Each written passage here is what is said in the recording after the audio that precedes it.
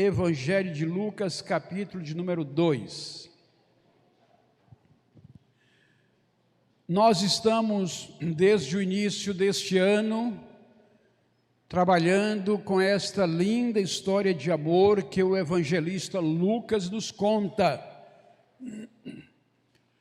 E esta é, sem dúvida, a maior e a mais importante de todas as histórias, porque ela mostra como Deus, de forma graciosa, envia o seu Filho Jesus para nos salvar. E nós chegamos ao capítulo 2 de Lucas, que tratou ali na semana passada, do nascimento de Jesus, e nós queremos ver hoje um aspecto desse momento do nascimento de Jesus, que é quando os anjos aparecem aos pastores e anuncia a chegada do Salvador. E Lucas 2,15 nos diz assim: e aconteceu que, ausentando-se os anjos deles para o céu, disseram os pastores uns aos outros: vamos até Belém e vejamos isto que aconteceu e que o Senhor nos deu a conhecer. Lucas 2,15: vamos até Belém e vejamos isto o que aconteceu e que o Senhor nos deu a conhecer.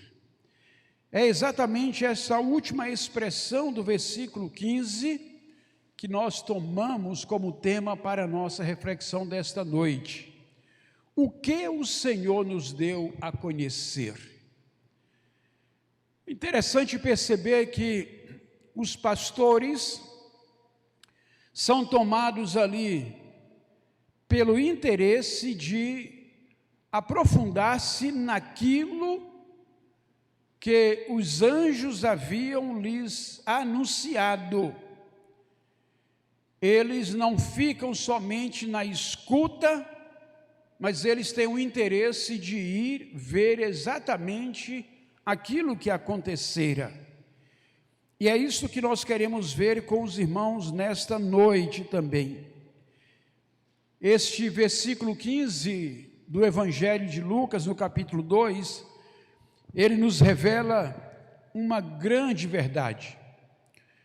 Os pastores receberam ali a revelação do Senhor, mas ao receberem a revelação do Senhor, ao ouvir a mensagem dos anjos, imediatamente eles querem conhecer mais sobre Deus e aquilo que havia acontecido, aquilo que o Senhor havia feito. Eu não sei, você, meu irmão, você, minha irmã, quando ouviu do Evangelho pela primeira vez, se o seu coração se viu inflamado por querer se aprofundar em conhecer mais o Senhor. Algumas pessoas, elas se contentam na informação superficial que lhes chega, às vezes numa fala, às vezes em uma expressão de uma música, mas quando o Senhor de fato toca o coração, o desejo de querer conhecer mais a Deus em profundidade. Daí porque a pessoa se sente sedenta por estudar as Escrituras, ela se sente sedenta por conhecer mais a Bíblia e buscar na revelação de Deus aquilo que Deus se permite conhecer por meio da revelação da palavra. O nascimento de Jesus, sem dúvida, é a suprema revelação de Deus. Hebreus vai dizer que Deus nos falou de diversas maneiras, falou pelos profetas, falou por sonhos, mas nos últimos tempos nos falou por meio de quem? Do Filho. Jesus, então, é a revelação máxima de Deus, é a revelação suprema de Deus. E é importante que nós entendamos o que Deus nos dá a conhecer quando traz Jesus ao mundo. Primeiro eu quero chamar a sua atenção para que aquilo que o Senhor nos deu a conhecer nesta revelação que temos aqui é a sua graça. Vejam o que diz os versos 10 a 12 de Lucas 2. Os pastores estão nos campos, e lá nos campos é onde as ovelhas se encontram, nos campos é onde as ovelhas estão. Os campos traduzem as necessidades de cuidado do rebanho. Hoje pela manhã nós tivemos a oportunidade de sair aqui nos campos das nossas ruas, aqui nos nossos cruzamentos, e no movimento de entrega da palavra, de semear a palavra, alcançamos aí quase 1000 pessoas com folhetos em 3 cruzamentos da nossa cidade, e a nossa oração é que esta palavra, que é lançada como uma semente, caia numa terra fértil, porque, como nos ensina a parábola do semeador, quando o semeador sai a semear, a semente cai em diferentes tipos de terrenos. Então tem aquele terreno hostil, tem aquele terreno receptivo, mas que não se aprofunda, e tem aquele terreno que recebe e que vai aprofundar-se e vai frutificar. Então a nossa oração é que a palavra semeada nesta manhã caia em terreno fértil e produza fruto para a glória de Deus. Os campos é onde as ovelhas estão com as suas necessidades. Mas o versículo 10 nos diz que os anjos aparecem ali e diz: eu vos trago boa nova de grande alegria, que será para todo o povo. A graça de Deus, meus irmãos, é uma graça que é revelada ao mundo de uma forma inesperada e de uma forma acessível. A graça de Deus, ela vem ao encontro de todos. Ela vem ao encontro dos simples pastores, ela vem ao encontro das pessoas importantes. Algumas pessoas importantes foram visitar Jesus na manjedoura, mas a primeira visita que Jesus recebe na manjedoura é de quem? Dos pastores, gente do povo, gente que estava ali trabalhando durante as vigílias da noite, tomando conta dos seus rebanhos.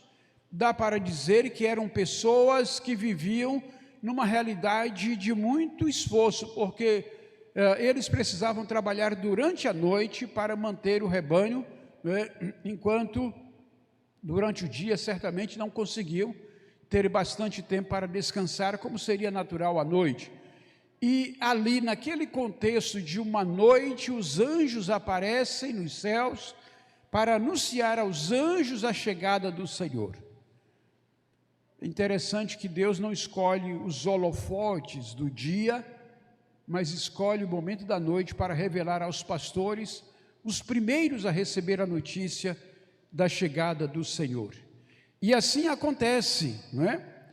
Ali a graça de Deus se revela, e é uma graça que vem ao encontro de todas as pessoas indistintamente. A graça de Deus não escolhe pessoas, não seleciona pessoas com base no seu status, com base na sua condição econômica, cultural, social. A graça de Deus é para todas as pessoas.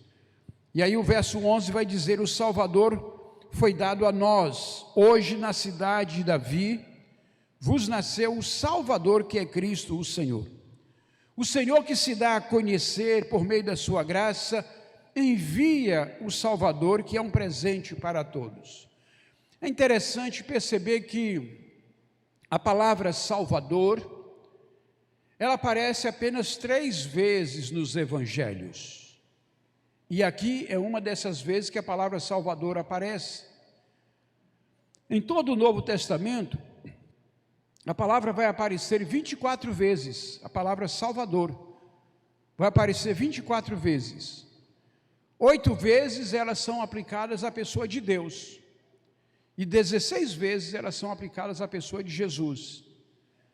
Então, se a palavra Salvador aparece tão pouco no Novo Testamento, apenas 3 vezes nos evangelhos, e no total 24 vezes, considerando todo o Novo Testamento. Por outro lado, a palavra Senhor vai aparecer 700 vezes no Novo Testamento. E o que é interessante disso é que hoje nós temos pessoas que buscam a Jesus muito mais pela salvação. Elas querem a salvação que Jesus tem para lhes dar. Elas querem o perdão que Jesus tem para lhes dar. Elas querem o amor que Jesus tem para lhes oferecer. Elas querem ser salvas dos seus pecados. Elas querem ser salvas da condenação. Elas querem ser salvas das garras do mal. As pessoas querem um Salvador e elas buscam pelo Salvador. Mas aqueles que aceitam o Salvador precisam também estar dispostos a andar sob o senhorio do Jesus que é Senhor. E o senhorio impõe um processo de estudo, de discipulado, de sujeição, de submeter-se. Então nós precisamos ter essa relação com Jesus, não apenas como nosso Salvador, mas também como nosso Senhor. Isso é importante, porque essa relação de Jesus como Senhor nos coloca naquela condição de dependência. E aí a pergunta que eu faço a você hoje à noite é: Jesus é para você apenas o seu Salvador, ou Jesus é o seu Senhor? Você obedece os seus mandamentos? Você está pronto a ouvir a sua voz? O Senhor Jesus nos ensina que Ele não faz nada daquilo que não vê o Pai fazer, e não fez nada daquilo que o Pai não lhe mandou fazer. Se nós queremos obedecer a Deus, nós temos que andar com Jesus para receber aquilo que Ele nos manda fazer e para fazer aquilo que Ele nos manda obedecer. Então é preciso que a nossa relação seja muito mais do que apenas com Jesus Salvador, seja sobretudo com o Jesus Senhor. O Senhor nos deu a conhecer o verso 11, o Salvador nos foi dado, Ele é o Senhor da graça, o Senhor que chega como presente de Deus para toda a humanidade. A presença dos anjos naquele ambiente, ela manifestava a graça de um Deus que deixa a sua majestade para vir ao encontro dos homens, mas também é um momento em que se manifesta de forma gloriosa, porque a presença dos anjos, ela traduz a glória de Deus entre os homens. E isto é fabuloso, porque o Deus que parece inacessível, distante, de repente se torna imanente por meio de alguém que é possível visualizar. E ali os pastores puderam visualizar os anjos, puderam ver a glória de Deus manifesta nos anjos. A Bíblia nos ensina que Jesus é o verbo que se fez carne, o verbo que se fez carne e que habitou entre nós. Então a glória de Deus nos aparece ali na pessoa de Jesus, que se encarna, que se faz homem, que habita entre nós. Aquilo que Deus nos dá a conhecer é a graça de Deus em trazer Jesus o Salvador. A graça que não escolhe condição social, cultural ou status, mas é uma graça que é abrangente para todas as pessoas. Em segundo lugar, o Senhor nos deu a conhecer a sua paz. Lucas 2, 13 a 14 nos mostram isto. Os versículos 13 a 14 traz a hoste celestial, os anjos louvando a Deus. E o que os anjos trazem no seu louvor? Glória a Deus nas alturas. E o quê? E paz na terra entre os homens.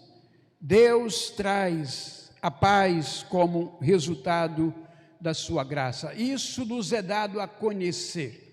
Quando os anjos ou quando os pastores dizem: vamos lá, vamos conhecer aquilo que Deus nos deu a saber, eles não imaginavam que ali eles iam se deparar com a graça de Deus que se faz carne naquela figura que está na manjedoura. Elas não têm clareza do quanto a presença de Jesus dá paz ao ser humano. Uma paz que nos inunda o interior. Uma paz que vem à nossa alma. Uma paz em que você pode dizer o que disse o salmista: 1000 cairão ao teu lado, 10.000 à tua direita, mas tu não serás atingido. Por quê? A paz de Cristo habita aquele que o tem. E é uma paz profunda de alguém que diz: deixo-vos a paz. A minha paz vos dou, não vos la dou como o mundo a dá. Nesses dias em que várias pessoas estão buscando uma alegria, que é uma alegria fugaz, um prazer que é um prazer passageiro. Quantas dessas pessoas estão ali na folia, no samba, estão ali no seu momento de curtição, mas estão vivendo um profundo vazio existencial, um profundo vazio espiritual. São pessoas que estão procurando suprir aquilo que a sua alma reclama, muitas vezes buscando a satisfação do prazer.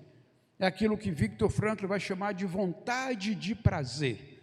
As pessoas têm o desejo de encontrar prazer como uma forma de preencher seu vazio existencial. E nós sabemos que isso não se dá dessa maneira. A presença de Jesus em nossa vida traz à nossa vida sentido, e isso é o que dá razão para a nossa existência. Quando Jesus de fato entra na nossa vida ganha uma nova dimensão. Nós passamos a ver o outro não como víamos antes. Nós passamos a enxergar a nós mesmos não como nós víamos antes. Nós passamos então a valorizar a obra-prima da criação que Deus fez, que é o ser humano. Então nós somos estimulados, encorajados a olhar para o outro com empatia, com amor, com compreensão, com coração dadivoso, assim como Jesus fez para conosco. Quando Jesus em seu ministério é confrontado com a necessidade humana, a necessidade de uma pecadora que é apanhada num ato de adultério, por exemplo, Jesus não se solidariza com aqueles que queriam apedrejá-lo. Jesus se coloca no lugar daquela mulher e faz a pergunta para os demais: aquele que não tem pecado, seja o primeiro a tirar a pedra. E cada um deles vão se retirando, porque todos fazem um autoexame e se percebem pecadores. Quem dentre nós aqui pode se considerar tão puro, tão santo, que seja capaz de condenar os outros sem olhar para si mesmo e ver os seus próprios pecados? Então, quando nós olhamos o pecado do outro, nós precisamos nos autoconfrontar e perceber o nosso próprio pecado.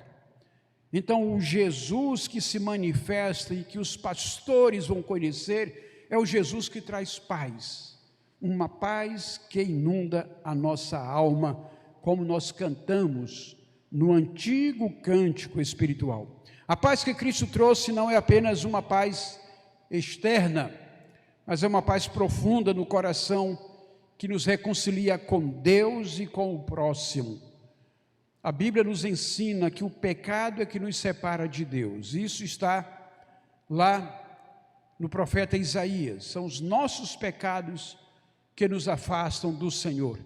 Mas a vinda de Jesus é exatamente para reconciliar o homem com Deus. E quando essa reconciliação acontece, há paz profunda na vida desse ser humano. A paz de Deus é um presente que vai além das circunstâncias. É um presente que traz harmonia interior, independente das situações que nós enfrentamos. Esta paz inunda a nossa vida, qualquer que seja a situação, como lembramos a situação do salmista: 10.000 ao teu lado, 1.000 ao teu lado, 10.000 à tua direita, você não será atingido. Isso é reflexo de alguém que tem a presença de Deus, a paz de Deus na sua vida. E é interessante também, meus irmãos, nós entendermos que a presença de Deus em nossa vida, ela infunde em nós o temor a Deus, o que faz com que a pessoa que foi alcançada pela graça do Evangelho queira viver um padrão de santidade. Tão somente a presença de Deus em nós, que causa em nós o temor para não andarmos na prática do pecado. As cartas de João vão ensinar isso. Se você diz que ama a Deus, mas vive na prática do pecado, na prática da mentira, do erro, você está o quê? Mentindo. E você faz Deus mentiroso.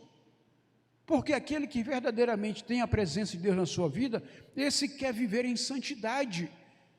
E a santidade é reflexo do temor que nós temos ao Senhor. O que faz com que um filho, na ausência dos seus pais, não cometa o erro que sabe que é errado, não somente porque os seus pais lhe ensinaram que é errado, mas porque ele tem o temor de Deus na sua vida. O fato é que a presença de Deus, o temor de Deus, nos dá graça para viver neste mundo, em qualquer que seja o lugar, sempre procurando andar em retidão. E isso nos molda o caráter, isso nos ensina a ter um caráter consagrado ao Senhor. A paz de Deus, meus queridos irmãos, é uma parte essencial da revelação que Ele nos deu. Quando nós encontramos Cristo, nós encontramos a verdadeira paz, que vai além da compreensão humana e que deve ser refletida em nossas próprias vidas. Em terceiro lugar, o Senhor nos deu a conhecer a sua verdade. Lucas 2, 15 a 16. O verso 15 mostra que os pastores, ao ouvirem a mensagem dos anjos, decidiram ir até Belém para ver se o que foi dito era verdade. O verso 16 vai mostrar que eles encontraram Maria, encontraram José e encontraram também o bebê Jesus. O que foi revelado a eles estava acontecendo exatamente como o anjo disse. O Senhor nos deu a conhecer a sua verdade. A verdade é o Senhor Jesus. Hoje nós estivemos nas ruas com uma faixa em que está aí na frente da igreja escrito: Jesus respondeu: eu sou o quê? O caminho, a verdade e a vida. Ninguém pode chegar ao Pai senão por mim. Jesus é a verdade. Então, os anjos, os pastores foram conhecer aquilo que os anjos haviam anunciado, e dentre essas coisas eles foram ver que ali estava a graça de Deus em enviar o Salvador. Ali estava a paz que Deus concede a todos os homens, mas ali estava também a verdade de Deus revelada. Quando eles vão, eles não se decepcionam. Eles se deparam com aquilo que eles foram buscar conforme os anjos haviam anunciado. A verdade de Deus é algo em que nós podemos confiar. Você acredita que Jesus é a verdade? Você acredita que o Evangelho é a verdade? Você é capaz de colocar a sua fé e a sua confiança na palavra de Deus como algo que não vai falhar? A palavra de Deus é essencial e ela é a verdade para a nossa vida. O Senhor nos deu a conhecer a verdade em Cristo, e essa verdade é imutável. Essa verdade permanece. Devemos viver de acordo com a verdade que nos é revelada em sua palavra. Quando nós encontramos a verdade de Cristo, nós somos chamados a compartilhar, a levar adiante essa verdade para outros. O testemunho daquilo que nós vivemos com Cristo é a primeira forma de evangelismo. Foi isso que os pastores fizeram. Quando eles vão e se deparam com essa verdade, o que acontece? Eles saem dali transformados. Eles saem dali prontos para comunicar essa verdade. E eles saem dali então para praticar o evangelismo. Em quarto lugar, o Senhor nos deu a conhecer o seu propósito. Ele nos deu a conhecer a sua graça. Ele nos deu a conhecer a sua paz. Ele nos deu a conhecer a sua verdade, mas Ele também nos dá a conhecer aqui o seu propósito. Os versos 17 e 18 nos mostram, os pastores, após verem o bebê Jesus, eles começam a espalhar a notícia de tudo que haviam ouvido e visto. Testemunha poderosa ou testemunho poderoso é aquele que resulta da experiência vista, ouvida, vivida. Não é só o testemunho que resulta daquilo que se ouviu, mas é o resultado daquilo que se viu e daquilo que se viveu também. E aqui estão pastores que vão porque ouviram, mas eles veem.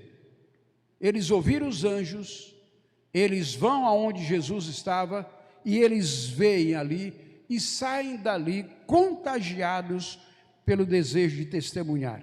Eles voltam glorificando a Deus, eles voltam louvando ao Senhor por tudo aquilo que havia acontecido, como está aí no verso 20 de Lucas 2. Aqui nós temos um rei que é honrado pelos céus. Anjos aparecem, anjos glorificam a Deus. Um rei que é honrado pelos céus, mas um rei que é ignorado pelos homens. A presença dos homens ali é representativa, primeiro no grupo de pastores, depois no grupo de sábios, mas de modo geral, os poderosos da época ignoram o nascimento do Salvador. Mas isso não deixa de fazer com que o propósito de Deus se cumpra naquela revelação. O propósito de Deus ao revelar seu Filho ao mundo não era apenas para que alguns o conhecessem, mas era para que todos compartilhassem essa boa notícia. O propósito de Deus ao vir ao mundo não era apenas que pastores e alguns homens sábios o conhecessem ali, mas era para que a glória de Deus que alcançava a vida daqueles chegasse até nós, a ponto de nós querermos passar adiante aquilo que os pastores fizeram. Glorificaram a Deus, testemunharam o nascimento do Senhor, anunciaram as boas novas que acabaram de ouvir dos anjos dos céus. O Senhor nos deu a conhecer o seu propósito de salvação para todos. A Bíblia diz que Deus não tem prazer na morte do pecador, mas Ele quer que todos sejam salvos. Então, Deus não tem o menor prazer em que pessoas morram nos seus pecados, mas o seu desejo é que todos sejam salvos. Como os pastores, meus irmãos, nós somos chamados a divulgar o que conhecemos sobre Cristo e viver para glorificar a Deus. Em meio ao agito da vida, nós precisamos seguir o exemplo de Maria, ouvir as coisas, meditar, guardar no coração, elaborar, processar e passar a outros aquilo que Deus está tocando em cada um de nós. Maria refletia aquilo que ouvia e no tempo oportuno ela falava. As boas novas nos fazem refletir. A presença de Jesus no mundo e em nós nos faz olhar para dentro de nós mesmos. Essa presença nos constrange diante dos nossos próprios pecados.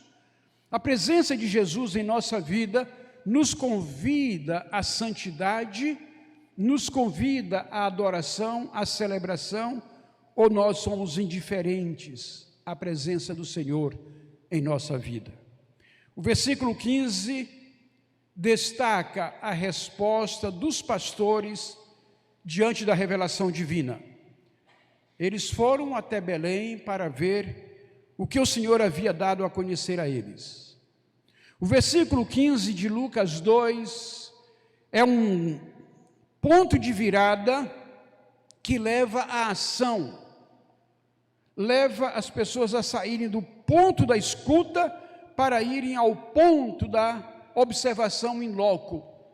Leva à ação, leva as pessoas a saírem somente do ouvir para o agir. O Senhor nos deu a conhecer, como já dissemos, a sua graça. O Senhor nos deu a conhecer a sua paz. O Senhor nos deu a conhecer a sua verdade, mas Ele nos dá a conhecer também o seu propósito. Como os pastores, nós somos chamados a agir diante dessa revelação. Como aqueles pastores, nós somos chamados a buscar conhecer mais e mais a Jesus e compartilhar a sua mensagem ao mundo.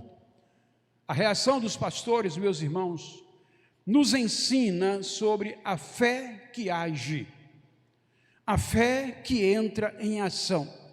Quando nós recebemos a revelação de Cristo, devemos nos mover na direção dele, como fizeram aqueles pastores, confiando na promessa de Deus para sair da presença dele, prontos para anunciar ao mundo a chegada do Salvador, a chegada do Senhor, a chegada do Filho de Deus. Que nós possamos, assim como aqueles pastores, responder com fé e obediência aquilo que o Senhor tem nos revelado, aquilo que o Senhor nos tem dado a conhecer.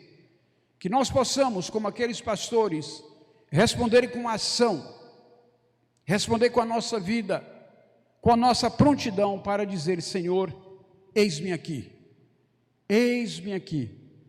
usa-me para a tua glória, para o teu louvor. Que a graça do Senhor inunde o nosso coração de tal forma que nós possamos entender qual é o nosso chamado diante da realidade do Evangelho que veio até nós. O Evangelho que são boas novas, que são a anunciação de um Deus que se revela ao mundo, um Deus que se apresenta e diz: eu vim buscar e salvar o pecador. Não precisam de médicos sãos, mas sim os doentes. E eu estou aqui para buscar e salvar o pecador. São palavras de Jesus para todos nós. Amém? Você pode inclinar a sua cabeça? Você pode orar comigo neste momento? Ore agradecendo a Deus por aquilo que Deus já lhe deu a conhecer da pessoa de Jesus.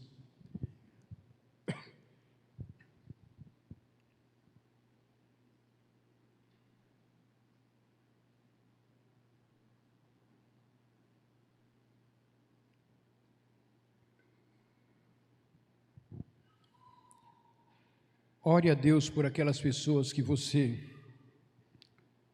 entende que precisam conhecer a Jesus. Às vezes um parente, um filho, um cônjuge, um vizinho, um colega de trabalho. Coloque o nome de pessoas que você entende que precisam conhecer a Jesus agora. Em sua oração, coloque diante de Deus.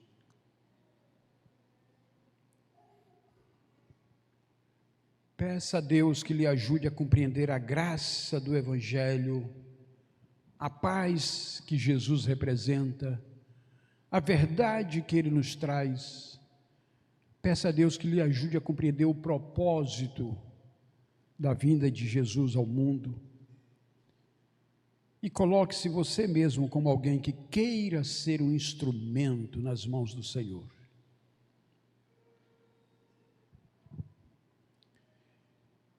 Enquanto todos os irmãos estão com a cabeça baixa orando, eu pergunto se há alguém entre nós que entende Jesus como este Salvador, mas quer recebê-lo também como o Senhor da sua vida nesta noite. Há alguém entre nós que gostaria de dar este passo de fé? A fé, como atingiu aqueles pastores, nos leva à ação. A fé nos leva a agir, nos leva a dizer: eis-me aqui. Você crê que Jesus é o Senhor e Salvador da sua vida? Você gostaria de assumir um compromisso com Ele hoje à noite? Se você quer assumir este compromisso, levante a sua mão aí onde você estiver. Amém. Deus te abençoe. Amém. Há mais alguém que gostaria de dar esse passo de fé e dizer: eu quero Jesus como Salvador da minha vida. Eu creio nessa verdade. Eu creio que Ele é a graça de Deus e que Ele realmente traz a paz. Eu creio que Ele é a verdade e o propósito de Deus é que sejamos todos salvos. Você quer dar este passo de fé? Há mais alguém que gostaria de fazer isso? Erga sua mão agora, em nome de Jesus. Vamos cantar, vamos adorar ao Senhor com louvor. E enquanto